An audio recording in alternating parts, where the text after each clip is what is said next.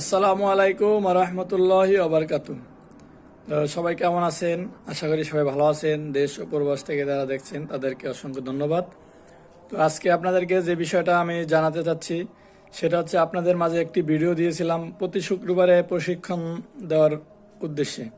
তো প্রতি শুক্রবারে জুতার প্রশিক্ষণ দেওয়ার উদ্দেশ্যে ফোন দিয়েছিলাম। আগেও দুইজনকে প্রশিক্ষণ দিয়েছি।